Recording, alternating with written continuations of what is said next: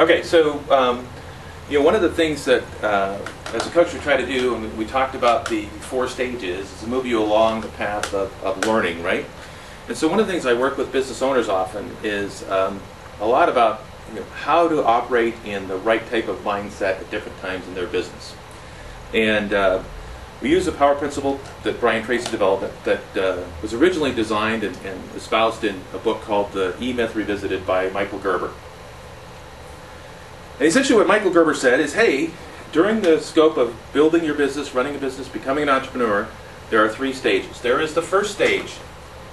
And the first stage, that's an eyeball by the way, is the entrepreneur stage.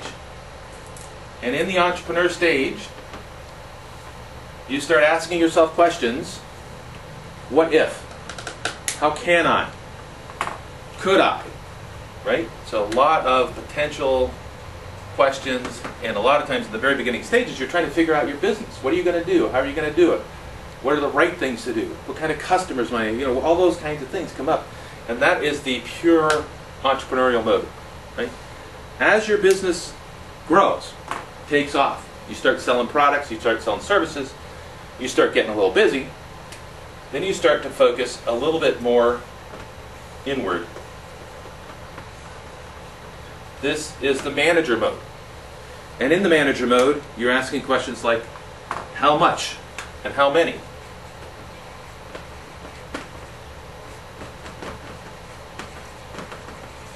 When? Those are the manager roles, right? Now your business gets busier and busier and busier and busier, and pretty soon you're doing all the work. You're working in the business. The problem when you're working in the business is often you get into this position here. We call this,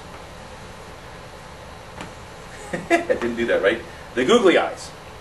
Because you're working so hard to deliver the product, to deliver the time, to meet the quality, to take care of the customers, do everything else, you have no time to do anything else. And this becomes what we call a technician trap. You're the doer, and you get stuck in the do mode all the time. Because there's nobody else. There's nothing else you can do. You don't have any other way. You don't know anything. You got to take care of this. You got to take care of that. And I run into clients that are like this all the time. It might be the biggest issue that I see with clients. The problem with the technician trap, and what Michael Gerber illustrated in his book, which is really amazing, is that if you take a look at the overall value of a business, I've got to use better colors here.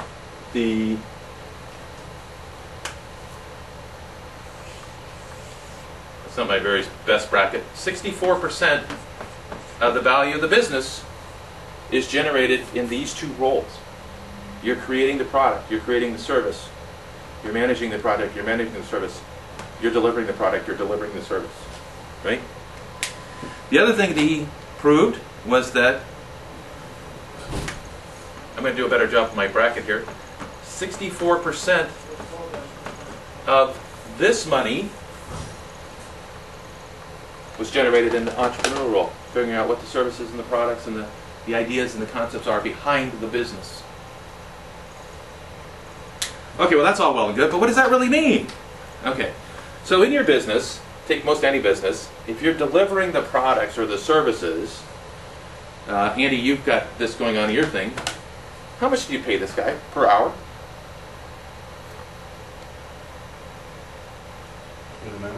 Yeah, well, it's usually about 15 bucks, 20 bucks. I mean, this isn't the super, especially if you're talking about picking stuff up and moving it from point A to point B. Maybe you're talking about, a bookkeeper who's worth $25 or something like that. But it's really not a whole heck of a lot. If you take that and annualize it, which you use 2,000 hours, right? So that's like $30,000 to $40,000 a year. All right, so then if you want to, say you get a bunch of these guys, a bunch of employees, and you hire a manager. So you're going to, somebody that manages these guys. How much would you pay that guy? You got to pay him more than these guys. Otherwise he doesn't want to do it, right? How much would you pay that guy? Sometimes it's twice, 2.5, 1.5, 50%. But let's say it's double, just for argument's sake. Okay? So now we're at 40 bucks an hour. That's $80,000 a year. Not a bad salary for a manager. And often the more guys you have to manage, the more money you make, right? But you're making $80,000 a year. But now let's say you're the owner of the company, right? And the manager works for you. And all the technicians and stuff work for you. How much do you think the owner should make? Well, I can tell you with my business owners and everything else I'm looking at, they're all looking at something that's like, 75, 80 plus per hour. Right? What is that? That's $150,000. That's probably a low number. Most people as owners would like to do something a little bigger than that.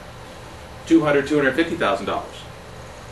So they're looking at rates of 125 bucks an hour. All right, so one of the classic problems that, and the technician trap is this, is that you're in this doer mode and you don't know how to approach when to get additional resources. When do I bring in somebody to help, right? Well, if this is what you're trying to make, 125 bucks an hour, $300,000 a year, or $250,000 a year, you need to do value items that are worth 125 bucks an hour, or 200 bucks an hour, or whatever that number turns out to be, right? If you're doing stuff down here for 20 bucks an hour, you're costing yourself money. You're making a trade that you don't even know exists that costs you money.